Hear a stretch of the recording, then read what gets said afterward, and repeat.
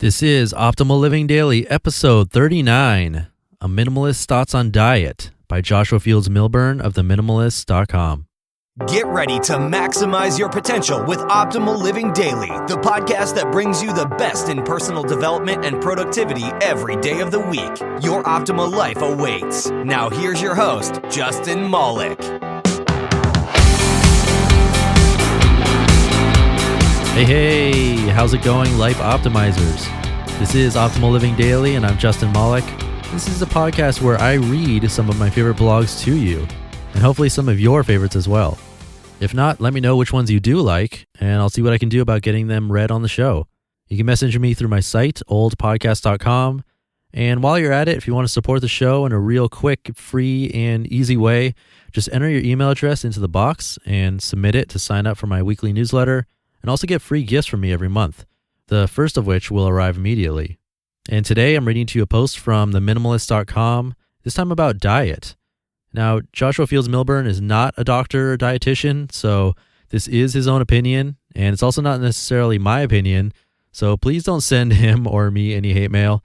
As he'll explain in the post, or I'll explain for him really since I'm the one reading the post, this is a diet that currently works for him, and everyone's different, so take it with a grain of salt. No pun intended. And with that, let's start optimizing your life. A Minimalist's Thoughts on Diet by Joshua Fields Millburn of Minimalists.com. A few years ago, I was a meat and potatoes kind of guy, and I felt like shit most of the time. I weighed 80 pounds more than I weigh now, I had stomach problems, I was tired and sluggish, and I lacked the energy necessary to live an active, fulfilling life. Today, my diet is markedly different, and I've never felt more alive, and this is why. Food.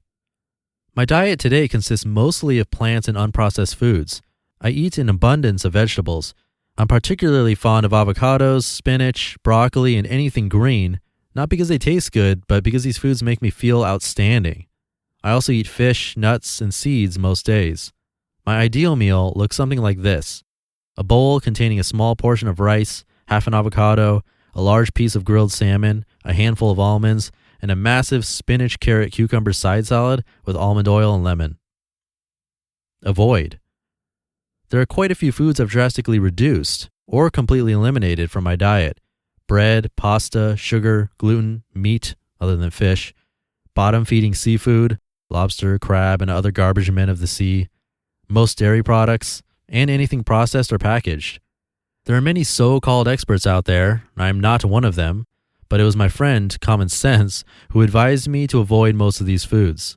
Think about it. Besides humans, do you know of any animals who drink another mammal's breast milk? What other animal eats bread, pasta, or candy bars? Our bodies are not meant to consume this junk, and one can make a good argument for eating meat, but I know I feel much better without it, and feeling better is my touchstone. But Joshua, how do you get enough protein, calcium, iron? Well, how does the world's strongest primate, the gorilla, consume enough of these nutrients? Gorillas eat vegetables and fruit, leaves and bananas. Many green vegetables are comprised of 20 to 45% protein. Evidence shows that we need less protein than we think. Intermittent fasting. I eat 2 meals a day, generally no snacks, both consumed within an 8-hour window, usually around 11 a.m. and 6:30 p.m. I fast during the day's remaining 16 hours, 7 p.m. to 11 a.m., consuming only water, herbal tea, or black coffee during those times. This is much easier than you think. If you want to lose weight, particularly fat, then intermittent fasting will make a drastic difference in your life. And yes, this means I skip breakfast. Visit Martin Birkin's website to learn more about intermittent fasting. Water, liquids, and juice. I drink roughly half my body weight in ounces of water each day. I weigh 165-ish pounds, so I drink 80 to 90 ounces of water per day. I'm also fond of drinking a couple powdered green drinks every day for increased vitality. Personally, I enjoy amazing grass green superfood. Additionally, I own a masticating juicer and a NutriBullet blender, both of which are great for juicing and blending fresh vegetables and fruits, directly supplying my body with the nutrients I need. I also drink coffee, albeit appreciably less than I used to, as well as herbal tea, but I eliminated cola and all sugary liquids from my diet, including fruit juices, which contain shockingly high amounts of sugar. Supplements. Although I eat a large quantity of nutrient-rich foods, I find it important to take daily supplements with each meal. Multivitamin, comprehensive nutritional health, vitamin B complex, cardiovascular health, and fish oil, omega-3 fatty acids for heart health. Depending on your diet, these may not be necessary for everyone, but I noticed a considerable difference in my body after 2 months of these daily supplements. Exercise. I exercise every day, but I don't spend a ton of time, effort, or focus on it. I do only 2 things. Number 1, I walk between 3 and 8 miles each day, allowing me plenty of time to think, breathe, and de-stress as I meander the neighborhoods near my home. And 2, I work out for 18 minutes. I'm not worried about building vanity muscles. I'm concerned with how I feel. I discovered when I eat and exercise in ways that help me feel good, lean muscles are a nice bonus. You don't have to kill yourself to become fit. My friend, personal trainer Vic Magary, is the fittest guy I know, and yet he often exercises only 10 minutes a day. Everyone has 10 to 20 minutes a day to dedicate to their health, right? Sleep. Because of diet and exercise, I need less sleep than I used to. Most mornings I wake around 3:30 a.m. after 5 or 6 hours of sleep. Some days, however, I sleep later until 7 a.m. or 8 a.m. I let my body dictate how much sleep I need, which happens to be far less sleep than just a few years ago. It is important, however, to get as much sleep as your body requires. Operating on a deficit is unhealthy. Stress. We don't get stressed, we do stressed. If I were to ask you what a stressed person looks like, you'd easily be able to mimic his or her physiology: frowning, shallow breathing, muscle tensing, etc. Once you become aware of your stressed physiological state, you can change your physiology, the way you move your body, to become unstressed. Nearly everyone feels stressed these days, but I am significantly less stressed than I've ever been because I make an effort to be aware of my triggers and change my physical movements accordingly. When I feel overwhelmed, I'll change my breathing pattern, I'll take a walk, I'll exercise, I'll look in the mirror with a big grin, or I'll make sure no one's looking and I'll jump up and down like a crazy person, anything to get me out of that stressed state. These techniques effectively combat depression, anger, and sadness too. Most important, after changing my diet and embracing a healthier lifestyle, I feel amazing. But Joshua, your diet sounds so boring and unentertaining. I don't think so. But then again, I no longer look at food as entertainment. Food is fuel, nothing more. I can still enjoy a great conversation over a healthy meal with friends. I simply don't let the food be my source of entertainment. I enjoy the food I eat, but I enjoy the rest of my life too. Does that mean my exact diet will also work for you? Maybe, but maybe not. There's only one way to know for sure. Test it out yourself. You can emulate my diet for 10 days and see how it makes you feel. See what aspects work for you. Or try any one aspect for 10 days. Go without sugar or bread or processed foods, add green drink or fresh juice or daily exercise, and notice the changes.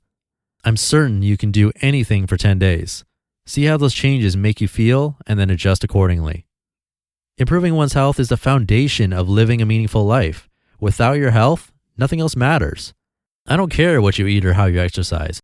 I'm not looking to convert anyone to my way of eating.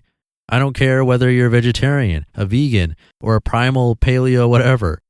None of these labels apply to my own dietary lifestyle, and arguing the particulars is silly anyway. What I do care about is how you feel. I want you to feel great so you can better enjoy your life. You just listened to the post titled "A Minimalist's Thoughts on Diet" by Joshua Fields Millburn of the Minimalists.com. I'm curious what kind of diet you find to be the best for you personally. I'm still figuring mine out really, and I think there are a lot of other factors that he mentions like quality of sleep and exercise and stress that affect how I feel day to day, probably as much as diet does, if not more so. But it's kind of crazy that a lot of these authors that I read are all moving towards more fruits and vegetables and less meat, dairy, and processed foods. Even Leo Babauta, he talks about going vegan. It's fascinating to see, and it'll definitely be interesting to see if that trend sticks. Again, Joshua is not a dietitian or doctor, and he just wants to share what works for him, so don't shoot the messenger, and hopefully you found that post helpful. Speaking of help, this podcast is in dire need of help because, as you've heard, there are no ads, and I don't have any of my own books or products at the moment, so I can only rely on contributions to the show through my website to keep it going. So if you're interested in helping out and lowering my bills, you can become a patron of the show at oldpodcast.com. And you can also show your support by joining my weekly newsletter, which also includes at least one gift every month for you. Again, that's oldpodcast.com. Hopefully I'll see you there and in tomorrow's show, which will be episode 40. Crazy. Until then, your optimal life awaits. You've been listening to Optimal Living Daily. Be sure to hit the subscribe button to stay up to date on each new episode and head to oldpodcast.com. That's oldpodcast.com for a free gift as well as more actionable tips and resources to help you maximize your potential. Thanks for joining us, and remember, your optimal life awaits.